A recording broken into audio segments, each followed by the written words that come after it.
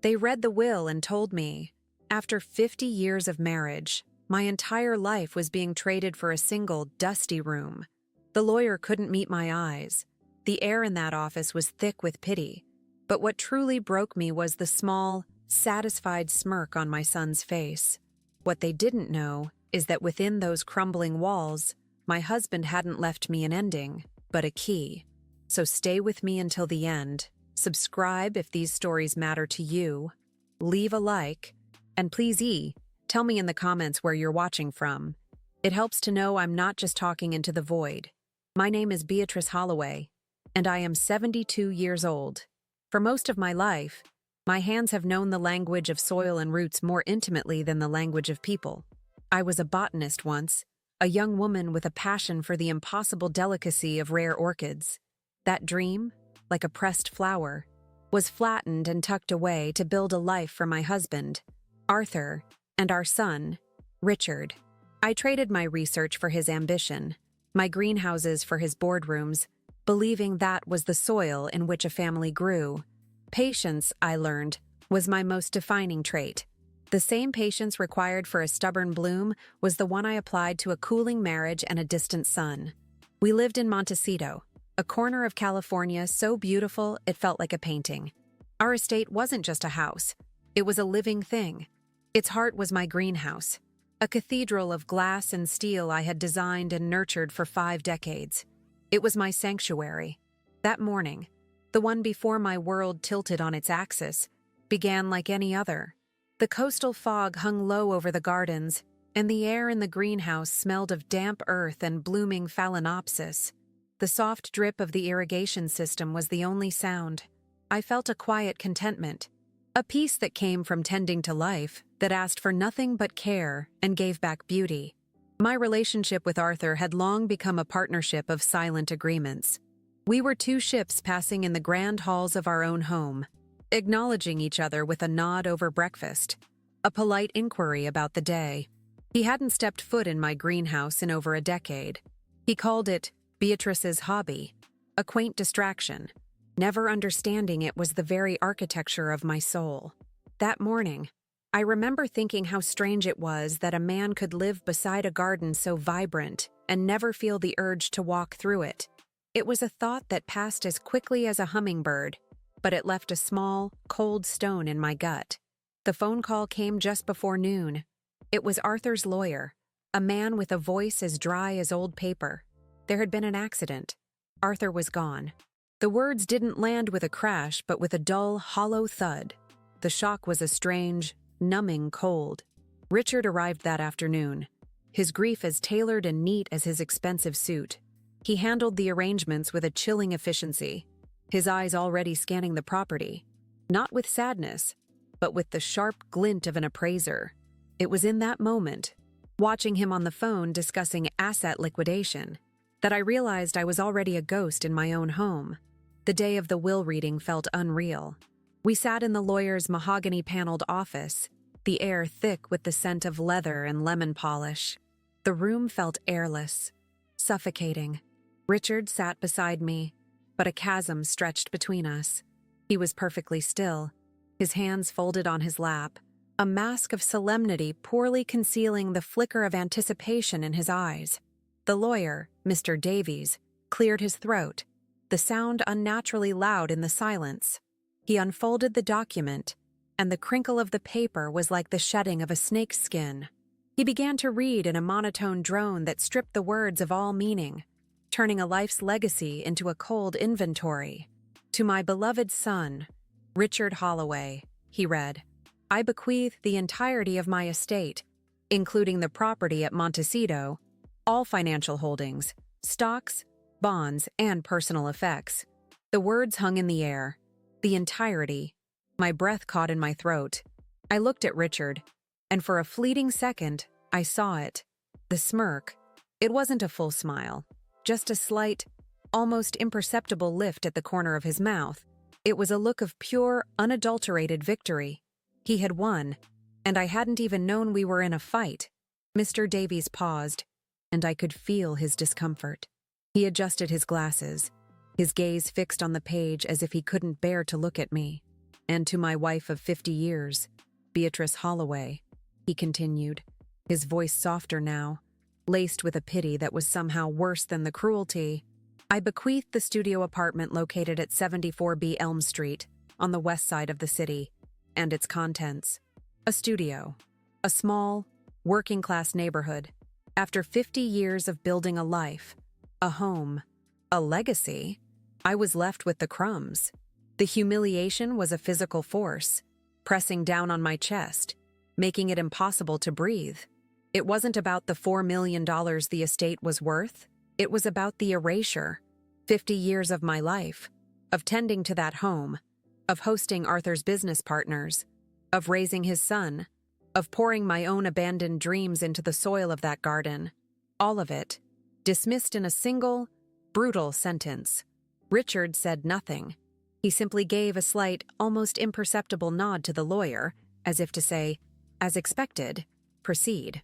The silence that followed was the loudest sound I had ever heard. It was filled with my husband's betrayal and my son's complicity. The drive away from the estate was a blur. Richard drove, his hands steady on the wheel of his German sedan. He didn't speak to me. He spoke into his phone, to his stockbroker, his voice calm and controlled. I looked out the window as the lush, manicured lawns of Montecito gave way to the cracked sidewalks and chain-link fences of the west side. The vibrant bougainvillea disappeared, replaced by graffiti on brick walls. It was like moving from a world of color to one of black and white. The air itself felt different, heavier, smelling of exhaust fumes and fried food instead of salt and jasmine. He pulled up in front of a tired-looking two-story building with peeling paint and rusty railings. "This is it," he said, his tone flat, neutral. He didn't get out of the car. He simply handed me a single, tarnished brass key. "The lawyer has the paperwork. Everything should be in order." He looked at his watch. An expensive timepiece that probably cost more than a year's rent in this place. "I have a meeting." Those were the only words he offered. No apology. No explanation. Just a dismissal. I stood on the sidewalk, clutching that single key in my hand, and watched as the sleek black car pulled away, disappearing around the corner. I was alone. The sound of a distant siren and the rattle of a shopping cart being pushed down the street became the new soundtrack to my life. For a moment, I couldn't move. I felt like one of my orchids, ripped from its carefully controlled environment and tossed onto a concrete slab, left to wither under a harsh and unfamiliar sun. The weight of my 72 years pressed down on me, my bones aching with a weariness that had nothing to do with age. Taking a deep, shaky breath, I forced myself to walk up the cracked concrete steps to the door marked 74B. The key scraped in the lock, and the door groaned open, revealing a small, dark room. The air that hit me was stale, thick with the smell of dust, dampness, and something vaguely sour, like spoiled milk. A single window, clouded with grime, allowed a sliver of gray afternoon light to cut through the gloom. It was a punishment. There was no other word for it. This wasn't an inheritance. It was a final, posthumous act of cruelty from the man I had shared my life with. The studio was tiny, barely larger than the walk-in closet in my Montecito home. It contained a lumpy-looking mattress on a simple metal frame, a small kitchenette with yellowed appliances, and a single wooden wardrobe with a warped door. A thin layer of dust covered everything, sparkling in the weak light. My life, my entire existence, had been condensed into this sad, neglected box.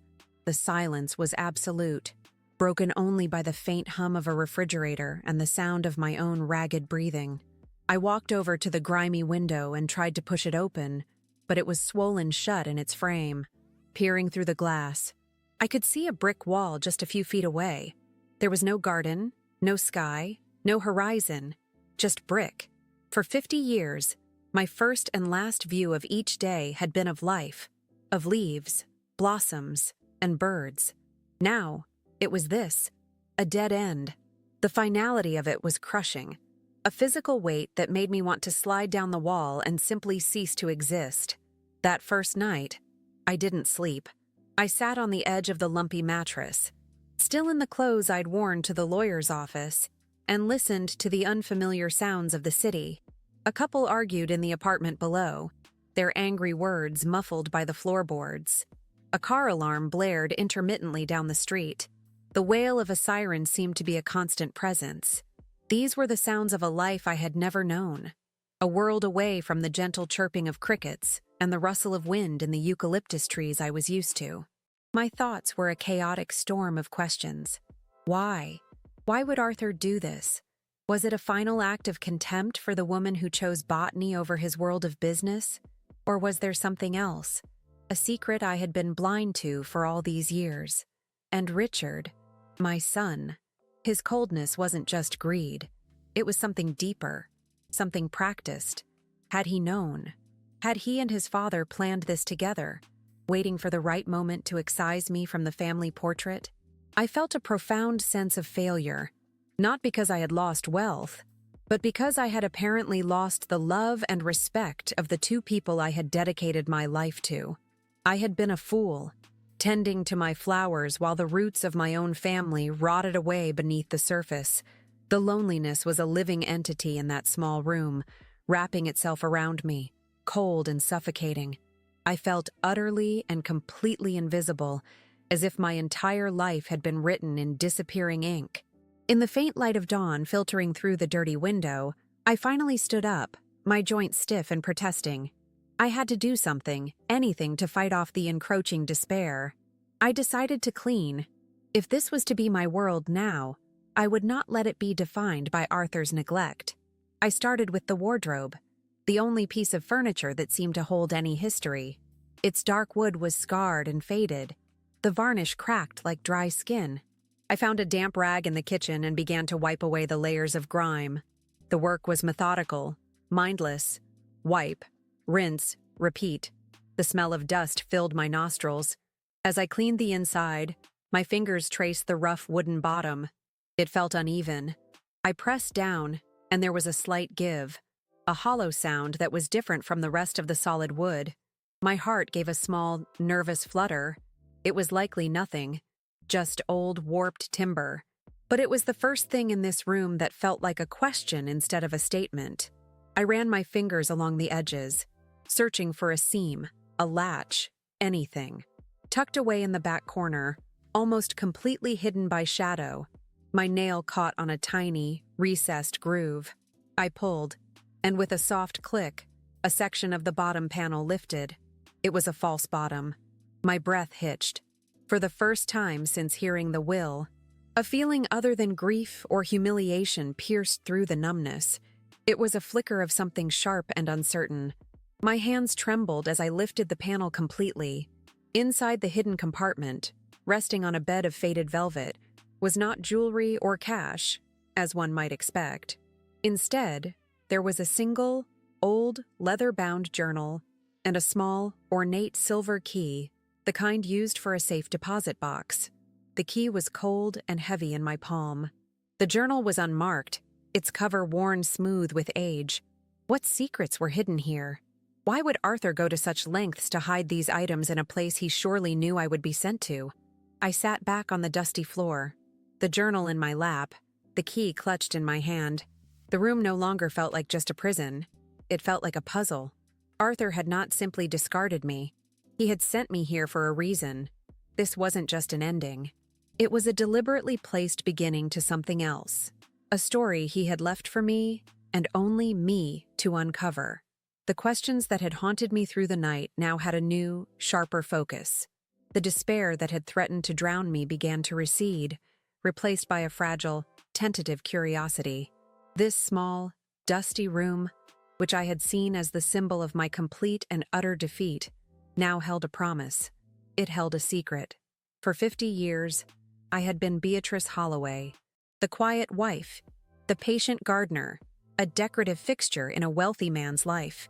But sitting on that floor, with a key to an unknown lock in my hand, I felt a flicker of the old botanist I once was, the woman who loved the challenge of a rare and difficult specimen. I looked around the room again. The peeling paint, the grimy window, the lumpy mattress. It was all still there. My situation had not changed. I was still disinherited, alone, and far from the only home I had ever known. But something inside me had shifted. The feeling of being a victim was starting to give way to something else, something with a bit more fight in it. I was no longer just a woman who had been cast aside. I was a woman with a key, and I was suddenly desperate to find out which door it would unlock. My fingers, stiff with cold and age, trembled as I opened the leather-bound journal. The pages were brittle, yellowed at the edges, and they released a faint, musty scent of vanilla and thyme. I expected to find ledgers, business notes, or perhaps a secret diary detailing the life he had hidden from me. But the first page took my breath away. It was Arthur's familiar, sharp handwriting, but he wasn't writing about stocks or contracts. He was writing about an orchid, Phalaenopsis amabilis. The entry began. The moon orchid. Beatrice says it thrives on neglect. A paradox. Like so many beautiful things. I flipped through the pages, my heart pounding against my ribs. It was filled with entries like the first one, dozens of them, spanning years. He had chronicled the lives of my plants. He noted the exact day the lady slipper orchid first bloomed, the specific shade of purple on the Vanda querulea, the way the morning light hit the glass panes of the greenhouse in winter. He had been watching. All those years I thought he was indifferent, that he saw my passion as a mere hobby. He had been observing, recording, and apparently, understanding. The man who hadn't set foot in my greenhouse for a decade knew the names of every single one of my prized specimens. This discovery didn't feel like a gift. It felt like a ghost. It was a version of Arthur I had never known, one that existed in secret, in the pages of this hidden book. Why? Why would he keep this profound interest a secret from me? Was it shame? Or was it something else, something deeper and more complex? The cruelty of the will seemed even more baffling now. This journal was the work of a man who saw me, who saw the very core of my soul. Yet his final act was to banish me from the garden he secretly documented with such care. The contradiction was a knife twisting in an old wound. I set the journal aside, my mind reeling, and picked up the small silver key. It was heavier than it looked, intricately designed with a small, engraved FNB on its head, First National Bank. It had to be. This was no ordinary key. It was for a safe deposit box. The two items, the journal and the key, were clearly connected. The journal was the context, the story. The key, I suspected, was the punchline. Arthur had always been a man of grand, theatrical gestures in his business dealings. It seemed his death was no different. He had constructed a final, elaborate puzzle for me. My initial flicker of curiosity was quickly doused by a wave of crushing reality. A safe deposit box. In a bank. I had no car. I had barely any cash. Just the few $100s I'd had in my purse when Richard dropped me off. I didn't even know where the nearest First National Bank was. For 50 years, my life had been managed. A driver took me where I needed to go. A housekeeper bought the groceries. An accountant handled the finances. I was a 72-year-old woman who suddenly felt as helpless as a child, lost in a city I no longer recognized. The task felt impossible, designed to mock my newfound powerlessness. I could just stay here. I could throw the key away, burn the journal, and resign myself to this dusty room. It would be the easier path. Part of me, the tired, grieving part, yearned for that oblivion. Maybe this was Arthur's final, cruel joke, to give me a key to a treasure I could never reach, to make me understand just how dependent I had been and how lost I was without him. For a moment, I let the despair win, and I saw myself withering away in this room, just like an orchid without light. Richard's face flashed in my mind, that small, triumphant smirk. He believed I was finished. He and his father had written me off as a fragile old woman, a decorative piece of their past to be stored away and forgotten. The thought of proving them right, of succumbing to this fate they had chosen for me, ignited a spark of defiance in my chest. It was a feeling I hadn't felt in a very long time. Anger. A clean, hot anger that burned away the fog of self-pity. They would not be the authors of my final chapter. I picked up the journal again, my hand steadier this time. I would not be defeated by logistics.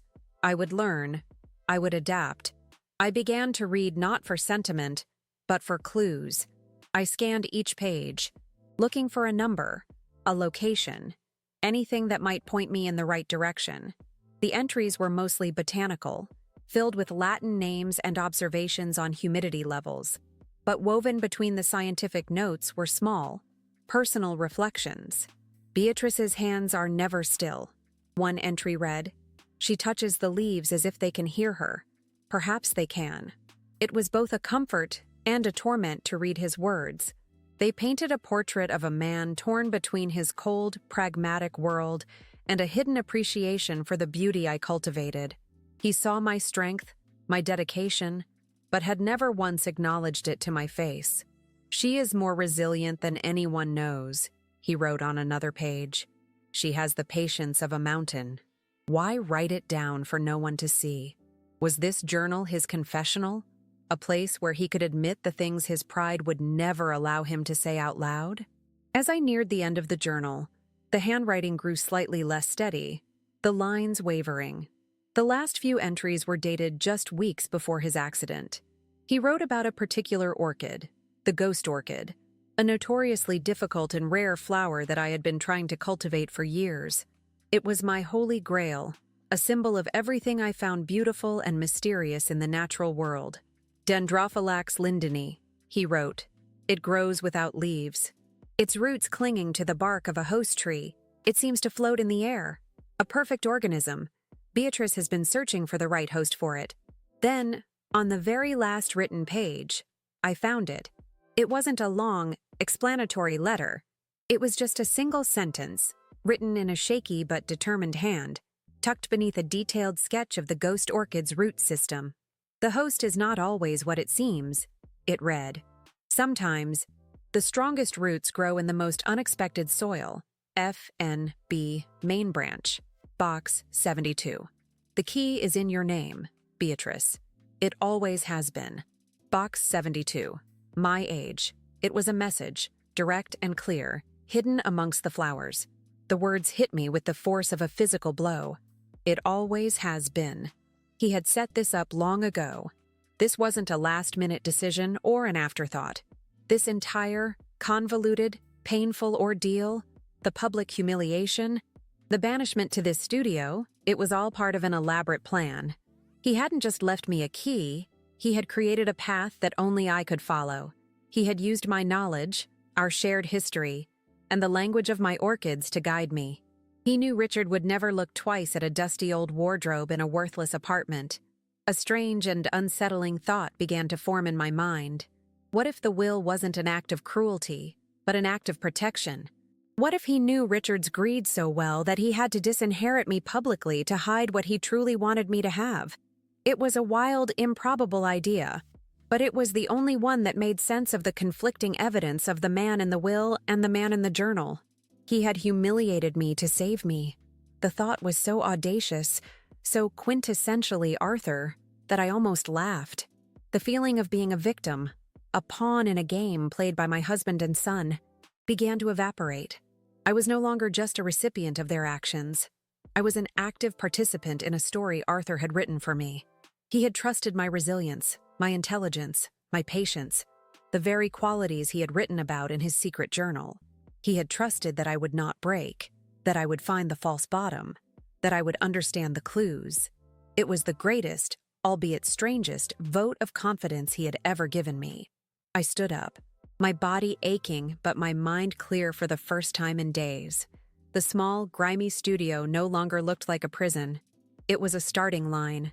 The brick wall outside the window wasn't an ending, it was just an obstacle to get past. The city noises were no longer a source of fear, but a call to action. I was on my own, but I was not adrift. I had a map, a key, and a destination. This was a legacy far more valuable than the Montecito estate. It was a mystery, a final conversation with my husband. I went to the small, yellowed kitchenette and splashed cold water on my face. Looking at my reflection in the back of a tarnished spoon, I saw not just a grieving widow, but a woman with a purpose. The lines on my face seemed less like wrinkles of age and more like lines on a map, tracing a life of quiet endurance that had prepared me for this exact moment. The botanist in me, the patient observer who knew that the most beautiful things often require digging through the dirt, was wide awake. My first challenge was simple: information. I had no smartphone, no computer. I found a tattered phone book tucked in a drawer beneath the sink, its pages thin and soft from years of use. My fingers, stained with the dust of the wardrobe, traced the columns of names and numbers. First National Bank, I whispered to myself, finding the address for the main branch downtown. It felt like a monumental victory, this small act of finding a location on a map of paper and ink. I thought about the journey ahead. It would be difficult. I would have to navigate a bus system I didn't understand, walk through streets I didn't know, and face bank officials who would likely see me as nothing more than a confused old woman. The old Beatrice, the one who lived in the Montecito bubble, would have been terrified. But the woman standing in this studio, holding Arthur's journal, was not that person anymore. She had been stripped of everything, and in that nakedness, she had found a core of strength she had forgotten she possessed. I looked at the simple dress I was wearing, the same one from the will reading. It was wrinkled and smelled faintly of dust and grief. It was the uniform of my old life. I opened the warped wardrobe door and found a few items of clothing left behind by a previous tenant. A simple pair of slacks and a plain blouse. They were worn, but clean. I changed, and as I did, it felt like shedding a skin. I was no longer Mrs. Arthur Holloway of Montecito. I was Beatrice, a woman on a mission. My hands, which for decades had only known the feel of soft soil and delicate petals, now clutched a worn-out city map I'd found tucked in the back of the phone book. The map was a web of lines and names, intimidating and foreign. But I traced the route from the west side to the downtown core with my finger, memorizing the street names. It was a new kind of botany, learning the landscape of this concrete garden, finding my way through its unfamiliar terrain. The doubt wasn't entirely gone. A small voice in the back of my mind still whispered that I was being foolish, that this would all lead to nothing, another dead end. But the voice was weaker now, drowned out by a stronger, more insistent feeling. I had to know. Whatever was in that box, whether it was a fortune or a single, pressed flower, it was the end of the story Arthur had started. I owed it to him. And more importantly, I owed it to myself, to see it through. I took one last look around the studio apartment. It was still a sad, lonely place, but it was no longer my cage. It was the place where I had found the key, not just to a safe deposit box, but back to myself. This room, intended as my final humiliation, had become the site of my rebirth. Arthur, in his infinite and maddening complexity, had given me one last, unexpected gift. He had given me a reason to fight. I smoothed down my borrowed blouse, took a deep breath that filled my lungs with the stale air of my new reality, and clutched the silver key tightly in my pocket. Its cold, hard edges were a comforting, tangible promise. I was no longer waiting for life to happen to me. For the first time in a very long time, I was going to walk out the door and meet it head-on. The journey to the First National Bank would be more than just a trip across town. It would be a pilgrimage. I walked to the door, my steps firm on the creaking floorboards. The sounds of the city, once so alien and threatening, now seemed to beckon me forward. They were the sounds of life, of movement, of possibilities. I placed my hand on the doorknob, the metal cool against my skin. The resistance I had felt earlier was gone, replaced by a quiet, resolute calm. I was ready. I accepted the challenge Arthur had laid out for me. I would unlock his final secret. With a final, steadying breath, I turned the knob and pulled the door open. The gray light of the hallway spilled in, illuminating the dust motes dancing in the air. It wasn't the bright, clean sunshine of my Montecito garden, but it was light all the same. And for now, it was enough. I stepped out of the apartment, closing the door behind me with a soft click, and walked towards the stairs, towards the street, towards the unknown. The turning point was over. My new life had just begun. Stepping out of the apartment building that first morning was like plunging into icy water. The West Side Street was a chaotic symphony of roaring bus engines, distant sirens, and a cacophony of voices in languages I didn't recognize. In Montecito, my world was curated, serene and silent save for the birds. Here, I was just another anonymous old woman, invisible in the bustling crowd. A young man on a skateboard nearly collided with me, shouting a gruff apology without ever looking back. The feeling of vulnerability was overwhelming, a thin coat against a harsh, biting wind. I clutched my purse to my chest, the silver key a cold, hard lump inside, and felt a profound sense of being utterly unequipped for this new world. My first battle was with the public transit system.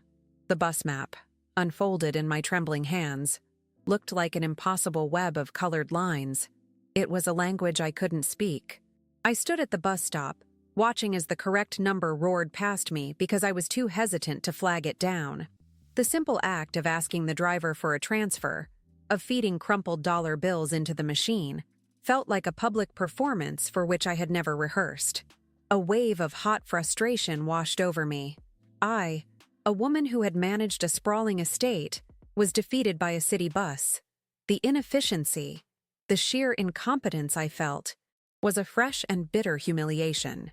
Once aboard, I sank into a cracked vinyl seat, acutely aware of my worn, borrowed clothes. I felt the casual glances of the other passengers, their faces weary from work or life, and imagined their judgment. My mind, a traitor, whispered the old doubts. This is a mistake. You're a foolish old woman on a wild goose chase. Arthur is laughing at you from beyond the grave. I squeezed my eyes shut, trying to picture my greenhouse, the familiar scent of damp earth and orchids. But the memory felt distant, like a life lived by someone else. I dug my hand into my pocket, my fingers wrapping around the key. It was my only anchor in this turbulent sea of noise and grime. Disaster struck when I misread my transfer and got off 3 stops too early, finding myself in a gritty industrial area that looked nothing like the map. The towering bank buildings of downtown were nowhere in sight, replaced by warehouses with barred windows and chain-link fences. A cold panic began to set in. My feet ached, my back protested, and the temptation to just sit on the curb and weep was immense. I thought of calling Richard, but the memory of his smirk stopped me cold. I would rather walk until my feet bled than give him the satisfaction of hearing me beg for help. This was my test, and I was failing miserably. Just as despair began to consume me, a woman watering a small, defiant patch of marigolds in a concrete planter saw my distress. She was older, her face a roadmap of wrinkles, and she spoke with a thick accent. "You lost, Misha?" she asked, her voice surprisingly gentle. I explained my destination, my voice cracking with exhaustion. She smiled, gave me a simple, clear set of directions to the correct bus stop just 2 blocks away, and offered me a drink of water from a bottle she had nearby. That small, unexpected act of kindness was a lifeline. It taught me my first lesson of this new world. Help wouldn't be offered on a silver platter. Sometimes, you had to be lost enough to receive it. Arriving downtown was another shock. The First National Bank was a behemoth of glass and steel, a modern temple to a god I had never worshipped. People in sharp suits moved with a purpose that made me feel slow and obsolete. For a full 5 minutes, I stood across the street, gathering the courage to enter. I took a deep breath, straightened my back, and walked through the imposing revolving doors. The air inside was cool and smelled of money and antiseptic cleaner. This was Arthur's world, a place of cold transactions and silent calculations. I felt like an intruder, a ghost from a forgotten, gentler time. At the counter, a young clerk with a bored expression barely looked up from her computer screen. "Can I help you?" she asked, her tone flat. When I explained I was there to access a safe deposit box and presented the old-fashioned silver key, she eyed me with suspicion. My simple clothes and aged appearance didn't fit the profile of their clientele. It was in that moment, under her dismissive gaze, that I found a new voice. "The box is in my name, Beatrice Holloway," I said, my tone firm, level, and leaving no room for argument. "Box number 72. Please check your records." She blinked, surprised by my assertiveness, and finally typed my name into her system. The process was slow and bureaucratic. I had to show my identification, sign forms in triplicate, and wait while my identity was verified. But I found a strange new discipline in the waiting. It wasn't the organic, patient waiting for a seed to sprout. It was the methodical patience of navigating a system designed to be impersonal. When the clerk finally led me into the vault, the air thick and still, and used her key alongside mine to open box 72, my heart hammered against my ribs. The small metal container slid out with a soft metallic whisper. This was it. The answer to everything. The walk back to the bus stop felt different. I was no longer a frightened victim of the city.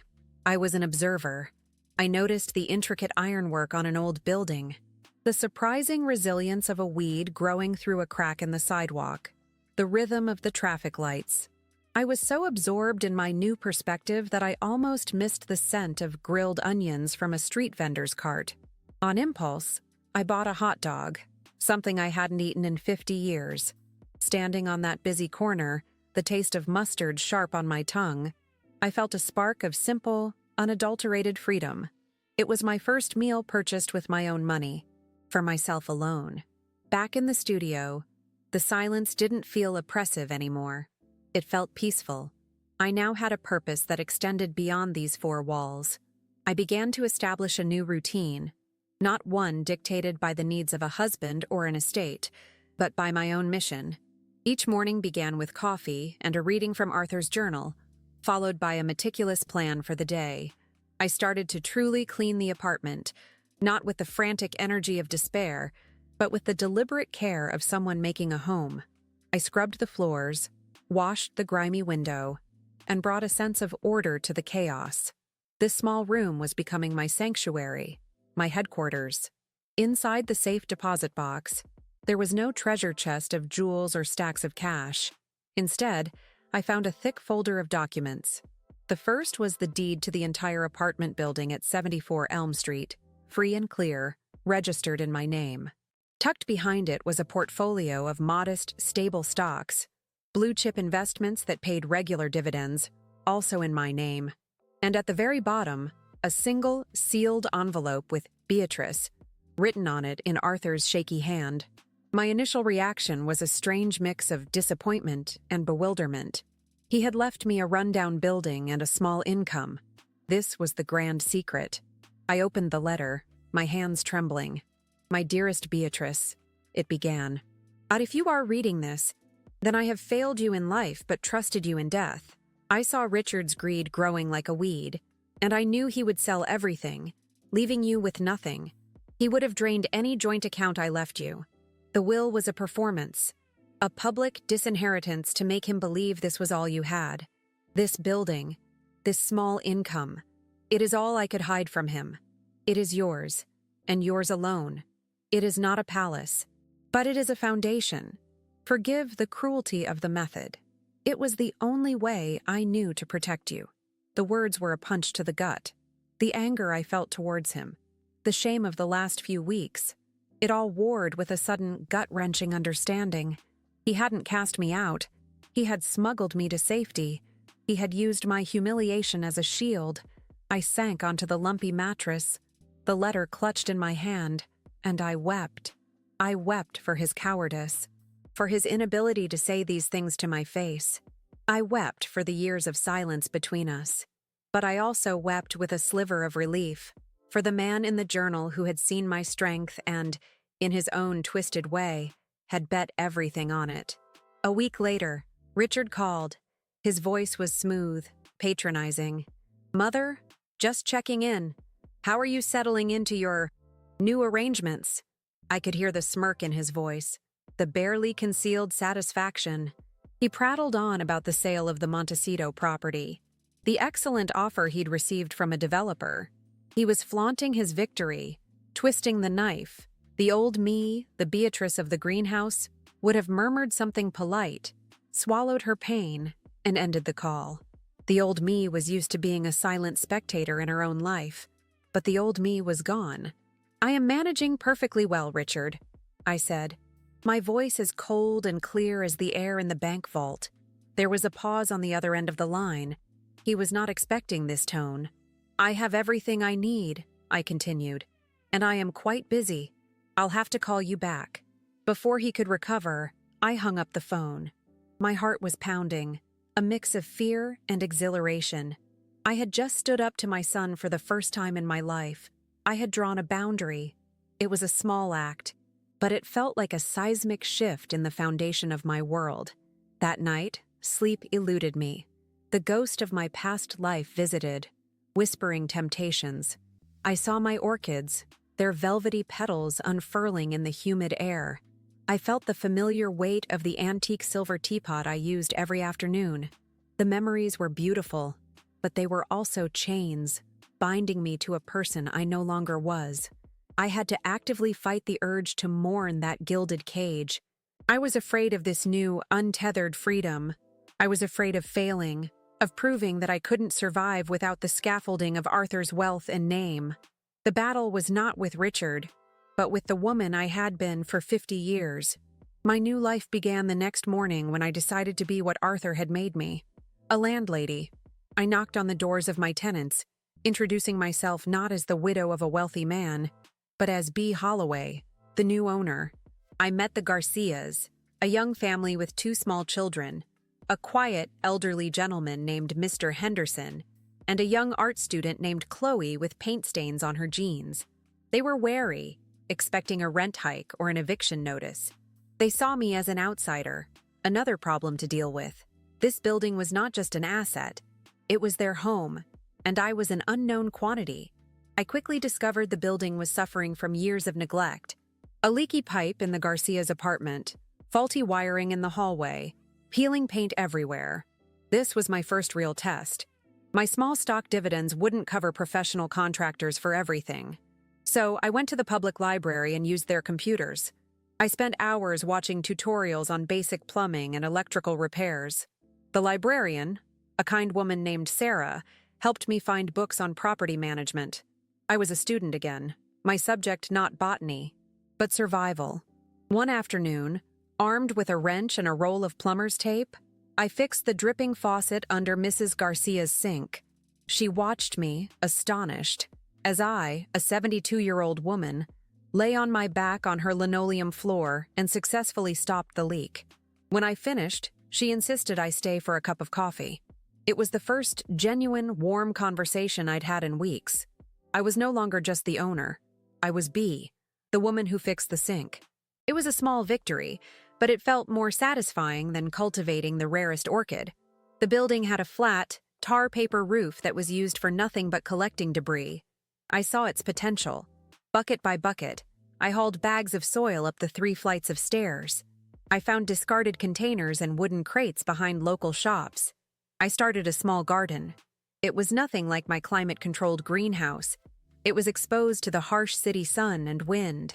I planted hardy things, tomatoes, zucchini, basil, and marigolds. It was back-breaking work, but feeling the soil in my hands again was like coming home. The act of nurturing life, no matter how small, was my anchor. The tenants began to notice. Mr. Henderson started coming up in the evenings to sit and watch the sunset. Chloe, the art student, was inspired. She asked if she could paint a mural on the drab concrete wall of the courtyard in exchange for a month's rent. I agreed immediately. For weeks, the courtyard was filled with the smell of spray paint and the sound of her music.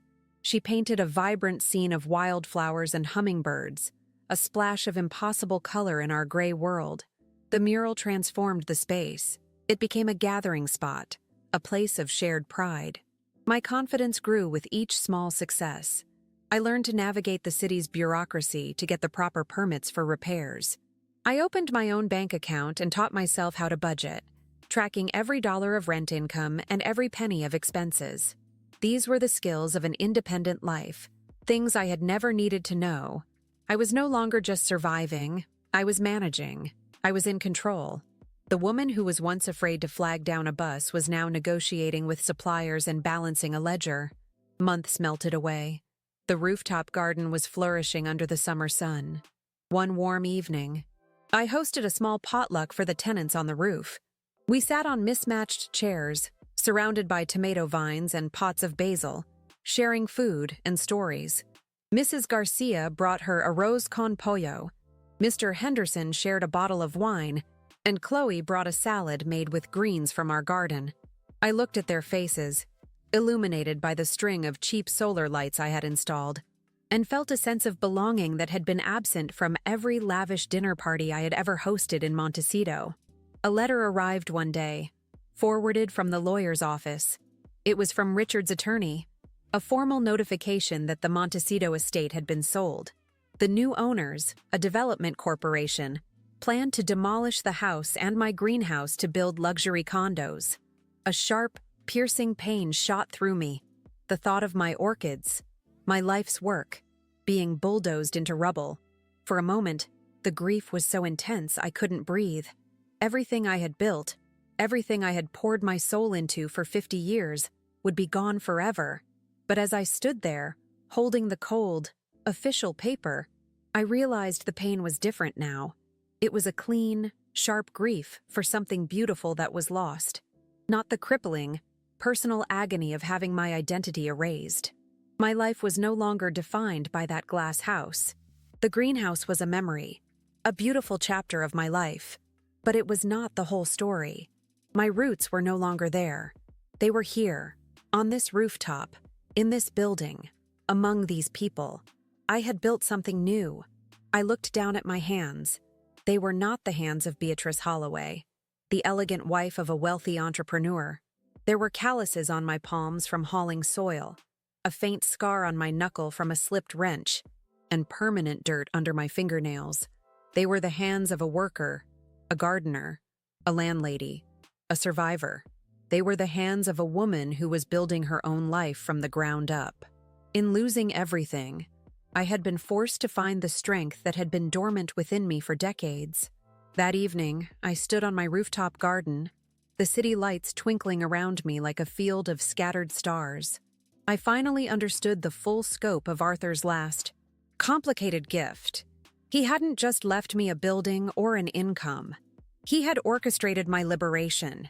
He had forced me out of the beautiful, suffocating terrarium where I had lived as a prized specimen, admired but not truly alive. Here, in the grit and chaos of the city, I was no longer a rare orchid. I was a wildflower, thriving in the cracks of the concrete, and for the first time in my life, I was completely, gloriously, and powerfully free. 2 years have passed since I first stepped into that dusty studio. Today, the building at 74 Elm Street is unrecognizable. Chloe's mural has become a local landmark, a vibrant splash of life that draws the eye of everyone who passes. The peeling paint is gone, replaced by a warm, welcoming ochre that I chose myself. We have new windows that don't rattle in the wind, and the rusty railings have been replaced with sturdy, black ironwork. It is not a palace, but it is solid, clean, and cared for. It stands with a quiet dignity it never had before, a testament to what can be rebuilt from neglect. My greatest achievement, however, is on the roof. The small collection of planters has evolved into a full-fledged urban oasis. We have a small greenhouse now, built from salvaged windows and wood, where I teach the neighborhood children how to pot seedlings. The garden provides vegetables for everyone in the building, and the scent of basil and lavender drifts down into the courtyard on warm evenings. It has become the heart of our small community, a shared space where we gather, talk, and watch the city lights come on. This garden, born from grit and determination, is more precious to me than the most exotic orchid I ever grew. Financially, I am secure. Not wealthy in the way Montecito understands wealth, but rich in a way that truly matters. The rent from the fully occupied building, combined with the dividends from Arthur's hidden portfolio, provides more than enough. I have learned to manage my own finances, to create budgets, and even to invest wisely. My ledger is balanced, my taxes are paid, and for the first time in my life, I know the profound satisfaction of earning my own keep. The money is not an end in itself. It is a tool that allows me to maintain this home for my tenants and to live with a sense of security I control. The woman I was in Montecito feels like a distant ancestor, a figure in a faded photograph. I remember her life of curated silence, the days stretching out in a long, unbroken line of quiet routine. Her biggest decision of the day was which variety of tea to serve. She was a woman who was waited on, driven around, and spoken for. Her hands were soft, her voice was gentle, and her opinions were rarely solicited. She was fragile, encased in glass, much like one of her prized orchids, beautiful to look at but unsuited for the outside world. Now, my days are filled with purpose and noise. I wake to the sounds of the Garcia children leaving for school, not the whisper of the wind in the trees. My hands are calloused and strong, comfortable with the weight of a hammer or a bag of soil. I have learned to speak up, to negotiate with contractors, to argue with city officials over permits. The quiet woman who once flinched at a raised voice is gone. In her place is a woman who knows her own mind and is not afraid to use her voice to protect her home and her people. The change is so profound it sometimes startles me when I catch my reflection. The contrast is starkest in the small moments. I remember once being paralyzed with indecision over asking Arthur's groundskeeper to move a heavy stone planter. Just last week, I stood my ground with a delivery driver who was trying to block our alleyway, my voice firm and unwavering until he moved his truck. I am no longer a passive observer in my own life. I am the architect of it. The gilded cage of my past was comfortable, but it kept me from ever knowing the strength of my own wings. Here, with nothing but the pavement below, I finally learned to fly. My tenants are no longer just tenants. They are my family. We look out for one another. When Mr. Henderson fell ill last winter, we organized a schedule to bring him meals and check on him. When Chloe struggled to afford her art supplies for her final thesis project, we all chipped in to help her. They, in turn, look out for me. They carry my groceries up the stairs without being asked. And Mrs. Garcia often leaves a plate of warm food outside my door, insisting I'm not eating enough. In Montecito, I had a house full of rooms, but I was lonely. Here, in my small studio, I am never alone. The respect I've earned is a quiet, steady thing. The owner of the local hardware store now calls me B and gives me a discount, telling me he admires what I've done with the old place. People on the street, strangers, nod and smile as they walk past the mural and the flower boxes I've installed out front. They see the building not just as a structure, but as a sign of hope. Proof that even the most neglected corners can be brought back to life with care and attention. This quiet, communal respect is worth more than all the polite, empty compliments I ever received at society luncheons. One afternoon, a sleek, black sedan, painfully out of place on our street, pulled up across from the building. I was watering the flower boxes and saw him through the leaves. It was Richard. He didn't get out of the car. He just sat there for a long time, staring. I could see his face, a mask of stunned disbelief.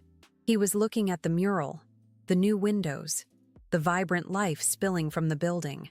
He was looking at a world he had written off as worthless, now thriving without him, without his father's money, without any part of the life he valued.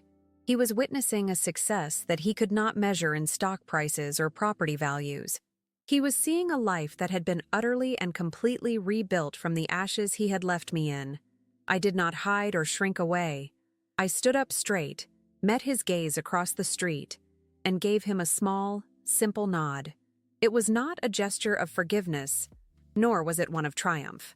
It was a gesture of dismissal, a quiet acknowledgement that he was now the ghost, an outsider looking in at a world he could no longer touch or control. After a few more minutes, he simply drove away. I have not seen or heard from him since. That encounter solidified a truth that had been slowly dawning on me. My son's cruelty and Arthur's strange, complicated plan were not the defining events of my new life. They were simply the catalysts. They were the harsh winter that forced the seed deep into the ground, compelling it to fight its way back to the light. My transformation was not about them. It was about me. It was about discovering the resilience that had been lying dormant within me all along, buried under 50 years of comfort and compliance. I often think of Arthur's letter. For a long time, I was angry about the pain his method had caused. But now, I see the desperate wisdom in his actions. He knew that if he had left me a fortune, Richard would have taken it, and I would have been left a wealthy but still dependent widow. By leaving me with almost nothing but a challenge, he gave me something far more valuable. He gave me back to myself. He forced me to find my own strength, to build my own world, to become the person I was always meant to be. It was a painful, brutal, and ultimately beautiful gift. My reflection on that time is no longer tinged with the bitterness of humiliation. I see that day in the lawyer's office not as an ending, but as a violent and necessary beginning. It was a controlled burn, clearing away all the dead undergrowth of my old life to allow for new growth. I had to lose the magnificent greenhouse to learn that I could cultivate life anywhere, even in the cracks of a city sidewalk. The garden wasn't the source of my strength. It was merely the place where I had practiced it. The orchids are gone. The greenhouse is a pile of rubble beneath a luxury condominium. But the botanist in me is more alive than ever. I have learned that the principles of botany apply to people as well. Communities, like gardens, need tending. They need the right conditions to thrive. A little bit of light, a source of water, and hands willing to pull the weeds of neglect and despair. My work here is the most complex and rewarding specimen I have ever cultivated. I finally understood the last entry in Arthur's journal, the one about the ghost orchid. It's an epiphyte, an air plant. It doesn't need soil. It clings to the rough bark of a host tree, drawing its nutrients from the air and the rain. For 50 years, I thought my soil was the wealth and security of Montecito, but I was wrong. Like that orchid, my true strength wasn't in the soil I was planted in. It was in my own ability to cling to a new host, this building, this community, and draw sustenance from the very air of a new life. I had to be ripped from the old tree to realize I could survive on my own. My journey has taught me that the most profound transformations are often born from the most profound losses. We spend our lives building walls to protect ourselves, walls of money, of routine, of relationships, believing they are our foundation. But sometimes, it is only when those walls crumble that we discover what we are truly made of. It is in the rubble that we find our true bedrock, the unshakable core of our own resilience. Do not be afraid of the endings. Do not fear the moment when the life you know is stripped away, leaving you bare and exposed. It is a terrifying place to be, but it is also a place of immense power. It is the place where you are forced to stop relying on the scaffolding others have built for you and start building your own. It is the place where you discover that your own two hands are more than capable of laying a new foundation. Brick by painful, triumphant brick. Before, I was a keeper of beautiful, fragile things. Now, I am the creator of strong, resilient things. The woman who left that lawyer's office was a victim. The woman speaking to you now is a founder. My story is not one of inheritance lost, but of identity found. The greatest legacy Arthur left me was not in a bank vault, but in the challenge to survive his absence. He gave me the chance to become the hero of my own story. So if you feel you have been cast aside, left in a dusty room while the world moves on without you, I want you to look closely at the walls of your prison. Search for the loose board, the hidden compartment. Your key may not be made of silver, and it may not open a bank vault. It may be a forgotten skill, a dormant passion, or a quiet, stubborn refusal to be broken. Find it, turn it, and unlock the person you were always meant to be. The world may try to tell you where you belong, what your value is, and when your season of blooming is over. But I am here to tell you that this is not true. Your value is not determined by the house you live in or the money you have. It is forged in the fires of your challenges and measured by the strength of your spirit. You are not defined by the soil you were planted in, but by your will to grow. I am Beatrice Holloway. I am 74 years old, and my life, my true life, has only just begun. I have learned that the most beautiful gardens can grow in the most unexpected of places, nourished not by wealth, but by courage. It is never, ever too late to find a new patch of sunlight and start again. It is never too late to bloom. Sometimes, You have to lose everything to realize you already have everything you need. The strength is not in the greenhouse. It is in the gardener. Remember that. Your hands are stronger than you know. Go out and build your garden. It doesn't matter if you start with a single pot on a concrete rooftop. Just start. The rest will follow.